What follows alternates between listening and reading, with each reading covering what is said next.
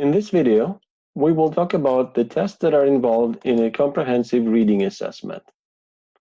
In a reading assessment, one tests proximal tasks that are directly related to reading and spelling. Proximal means nearby. So these are things that are about reading and spelling. And they include different kinds of things and different materials, such as word and pseudo-word reading accuracy and speed, oral reading fluency, and passage comprehension, as well as spelling, word chains, orthographic choice. These are all about reading and spelling directly. There are also other tests that are directly related to reading, but assess precursors and or cognitive skills that are related to reading, and we can call them distal tasks, so that they're more distant. They're not reading in themselves, but they're known to be very closely related to reading and predictive of different aspects of reading development. And they include things like letter knowledge for very young beginner readers, phonological awareness and short-term memory, and rapid serial naming. And you may also need to assess more general domains such as language and cognitive development. The reading tasks in a reading assessment include accuracy of reading, which can be tested with pseudo words, with real words, or with continuous passages. And accuracy tests are usually untimed. There is no time pressure. And the assessment consists in the number of correct items. That is the number of items that were correctly read out aloud. You can also test reading speed using pseudo words, words, or continuous passages. This is not used very often because in a straightforward timing of speed, one ignores errors and therefore cannot distinguish someone who goes fast because they're skilled readers from someone who goes fast because they don't care very much and just make many errors along the way. For this reason, we most often use tests that are called fluency tests or efficiency tests of reading pseudo words, words, or continuous text, in which a text or a list of words or pseudo words is read out aloud within a specified time period, such as 1 minute. And then we count the number of items that were read correctly, and we get a words per minute kind of measure that only includes correctly read aloud items. Here is an example of a word reading accuracy test. As you can see, there are 3 columns of different difficulty, so that beginner readers can only tackle the first one, but more skilled readers can actually go through the 3rd column as well. Importantly, in a reading accuracy test, there is no timing and no time pressure. This allows someone who is a very careful and very slow reader and tries hard to get the correct pronunciation to actually produce correct responses. And in this way, you can see if decoding at least works. Here is an image from a word reading efficiency test, which looks very similar to the previous one. And again, we have words in order of increasing difficulty, so that one starts here and goes on to the next columns. But here, people are given a preset amount of time, here 45 seconds, and are stopped at that point, and one counts how many correct words they pronounce up to that point. So in this test, it is not possible to perform well if you're a very slow and careful reader. Although you would have gotten a high accuracy score, you cannot get a good efficiency score if you're very slow, because you will not go far in the list. And this kind of test is also commonly done with pseudo words, which are thought to more clearly indicate one's decoding ability independently of word knowledge, to some extent. Here is an example of an oral reading fluency test. The child is given a passage on a sheet of paper, so the child only sees the passage, not the instructions or the numbers, of course, which are for the examiner. And the child is allowed some specified time, such as a minute, to read as much as they can. They're not told that there is only a minute, because that would stress them out. So they're just asked to read, and the examiner notes any mistakes made during reading by making a mark on the word that was incorrectly pronounced. And then at the 1 minute, they note where the child was, and they can use these numbers for help in counting how many words they have read and then subtract the mistakes. There are important differences between these different kinds of tests. Note that it is most common for all of these tests to present lists of items when it's words or pseudo words, instead of showing them one by one. So children get a sheet of words or non-words and have to read them, whether or not timing is relevant. Recently, it has become possible to use online computerized tests which can present individual items on the screen, so one word or pseudo word at a time. This has been used very commonly in experimental settings, but not so much in clinical settings. And what is required of the person being tested can also vary. So in addition to asking someone to read the words or pseudo words aloud, you can ask them to decide if they're looking at a real or a made-up word in a lexical decision task, to read a passage silently and indicate when they're done, or answer questions silently, or to categorize words such as being animals or plants or other kinds of things. It's very important to keep in mind that the different kinds of tests are not equivalent. That means that performance on one test does not perfectly predict the others, as they partially assess different subdomains. And perhaps the most important difference to keep in mind is that accuracy improves before speed with individual words improves, which again improves before speed with lists and passages improves. So in order for some child to begin to become faster in reading aloud individual words, they first have to be very accurate in decoding the words. So you can be accurate and slow. You can have high performance on an accuracy test, but low performance on a single word reading test. Similarly, children can only begin to become faster with lists or passages after they have started to speed up with individual word reading. So it is possible to have started to become faster with individual word reading shown one by one on the screen, but not yet become much faster with list reading. And these two things do not grow in tandem. Turning to spelling and orthographic assessments, there are again different kinds of tasks, the most common of which is dictation. Dictation can be used to test spelling of individual words. The examiner typically pronounces the word to be spelled in isolation, and then also the same word within the context of a sentence, so that the child can understand what part of speech this word is, which sometimes is necessary for correct spelling. And the result of such a test is the number of correctly spelled words.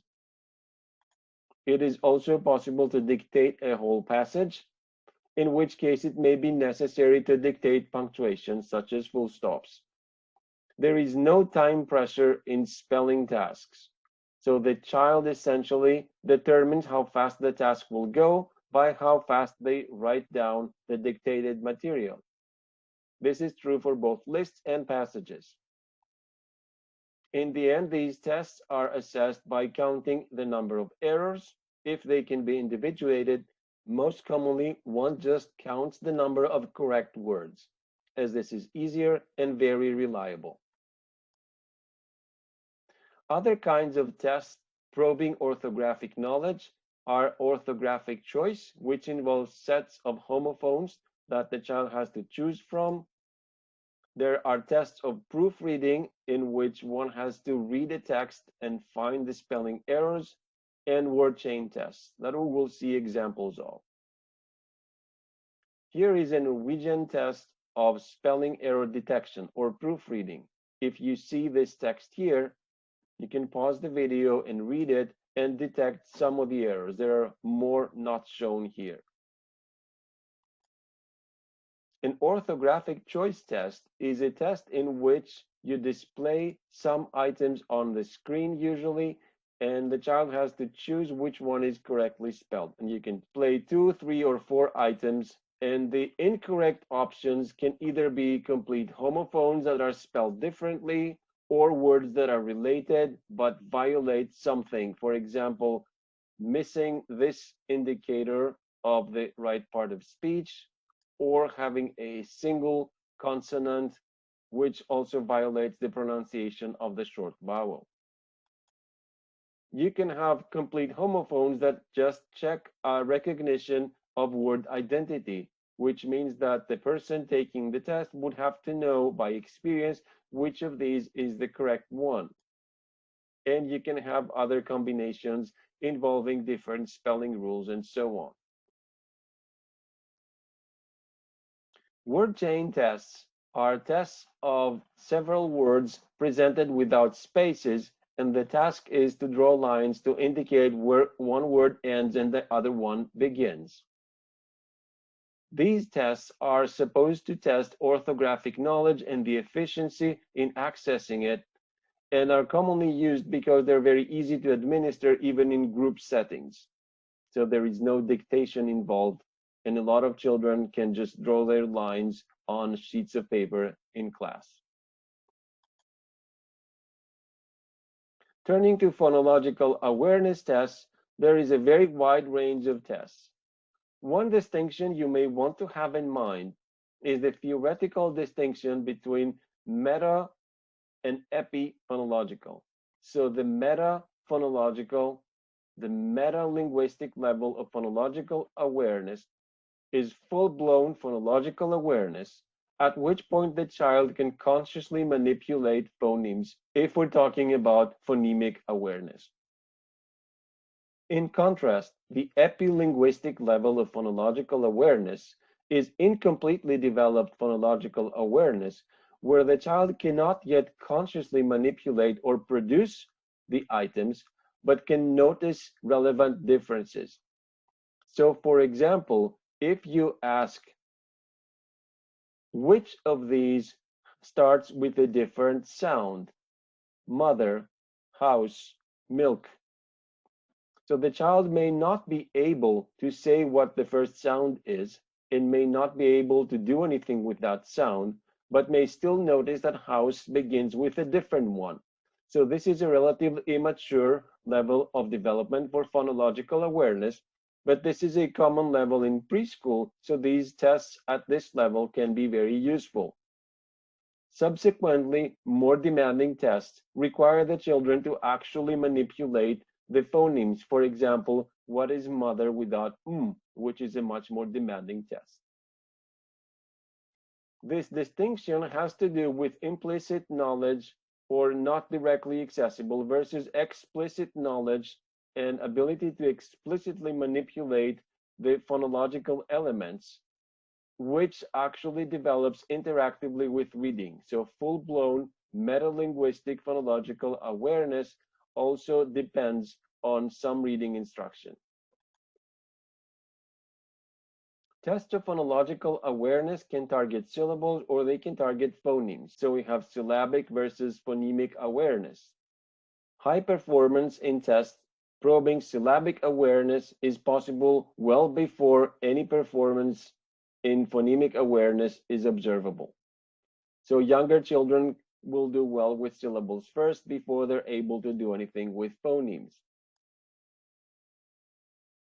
Importantly, the development of phonological awareness is progressive from epilinguistic levels of syllabic awareness at very young ages to metalinguistic awareness of phonemes and conscious manipulation in tasks such as blending and deletion, which is possible after reading has begun to develop. So grade level needs to be taken into account in selecting and administering these tests in order to avoid floor and ceiling effects. Here are some examples of phonological awareness tests with Norwegian materials from recent research projects.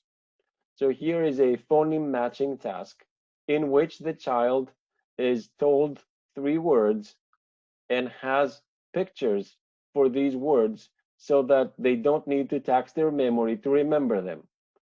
And the question is, which of these words begins with a given phoneme, which is pronounced by the experimenter?